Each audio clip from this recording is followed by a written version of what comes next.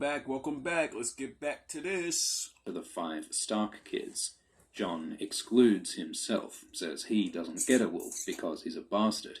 John sacrifices his own happiness out of kindness for Bran. Wow, he sounds like Emmanuel. Sounds like a man of the faith. Because, we're supposed to, look out for other people.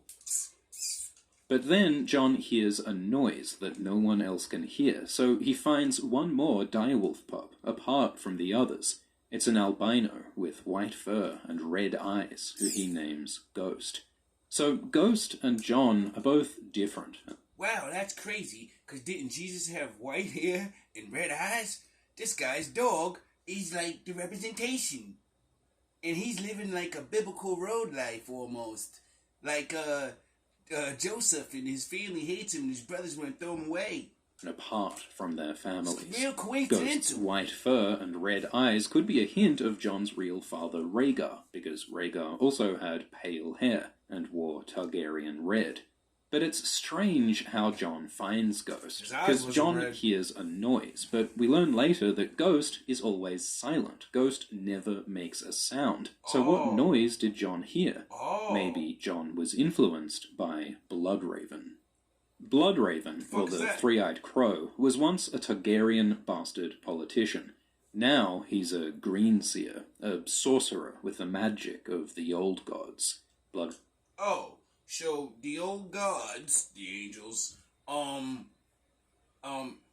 he's like a wizard, and he's of the same exact bloodline of that guy. So, since he was alive, he forced Ghost to him and said, Nigga, there's a wolf over there for you. Go get it.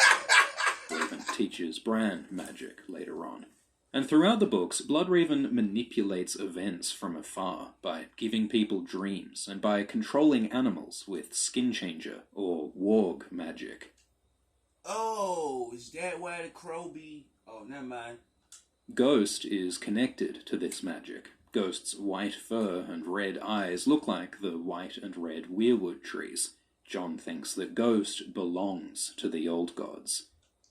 Why would a tree have, blood coming out? Oh, yeah, I forgot. They said they put Emmanuel on it. Bloodraven also has white hair and a red eye. So maybe Bloodraven used the magic of the old gods to make Jon hear a noise, to make him find Ghost. Bloodraven might even have sent the direwolf's mother south in the... I wonder if the Most High has anything where he does mysterious things like that, like having your ass talking to a burning bush. First place, because there are hints that Bloodraven has plans for Jon, wants to use him to fulfill prophecies to defeat the White Walkers. Okay, so there's a supernatural being that's going to use this fucking guy to fulfill prophecy. That's strange. Coincidence. So Ghost not only symbolizes how Jon is different to his siblings, but also connects Jon to mysterious magic. King Robert comes to Winterfell, but at the feast, Catelyn seats Jon at the back of the hall, separate from his family. Jon feels he has no future at Winterfell. Robb will be the next Stark Lord, his siblings will marry great houses and rule holdfasts, but as a bastard, Jon has no inheritance, no home here. So he tells his uncle Benjen that he wants to join the Night's Watch. The Watch is an ancient brotherhood who guard the wall in the north. Jon sees the Watch... Well, it sounds like the Knights Templar. They were noble men that were poor that decided to, protect people and stuff. That's the beginning of their story, so far I've been finding. And it's very strange that they're to protect the wall, and the wall's a big fucking ice wall. Watch as his path to honor and adventure, a chance to prove his worth. Benjen warns Jon that Watchmen serve for life. They swear to never marry or have kids, and to hold no lands and wear no crowns. Benjen says that Jon doesn't understand that Dad's deep. Serve for life. They swear to never marry or have kids, and to hold no lands and wear no crowns. Benjen says that Jon doesn't... You know what's really strange? That's the Jedi oath. they're not allowed to have wives. Why? Because if you love women, you'll have a family. And then the Sith Lords will kill your family, and you'll go crazy because, you're in love with them. Understand the cost of that oath. Some fans think that Benjen knows that. Oh yeah, that's exactly what made Anakin Skywalker go crazy and become the worst fucking Sith Lord ever. John is the son of Prince Rhaegar, and that if John swears the Watch oath, he'd be giving up his claim to the Iron Throne. Because Benjen was at Harrenhal when Rhaegar and Lyanna's relationship likely began. Benjen's grief. Wow, people keep trying to rob him out of his destiny, and he doesn't even know he's a fucking actual prince. He still thinks he's one of these bastard kids and they get in the role when he has the blood of a whole nother fucking kingdom. Isn't that really fucking strange that this man thinks he's somebody else? They told him he was somebody, but he's gonna find out he's not. Grief and guilt over Lyanna's death might be why Benjen joined the Night's Watch, but that's just a theory.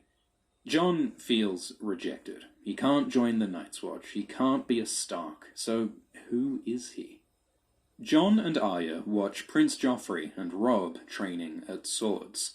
Jon and Arya both want to join the training, but Jon's not allowed because he's a bastard, and Arya's not allowed because she's a girl. Jon says nothing is fair. This world discriminates by social class and gender. It's Holy shit! It seems like nothing's new under the sun, and women and lower class people are fighting for the same bullshit. unfair that Joffrey gets more power and privilege just because he's a prince and Jon's a bastard, which is ironic because Joffrey is actually a bastard while Jon is secretly a prince. But the point is that Jon experiences injustice and prejudice, and that drives him to make justice later on. Oh. Ned is going south, and Catelyn wants Jon gone. So Ned agrees to send Jon to the Night's Watch, though Ned's voice is troubled. This chapter is from Catelyn's point of view, so we don't get to see Ned's thoughts here. If Ned promised to protect Jon, why send Jon to the Wall? Maybe Ned thinks that Jon will be safer if he swears the Watch oath to wear no crowns, because then Jon can't be used in any dangerous political plots. Aemon Targaryen joined the Watch for similar reasons.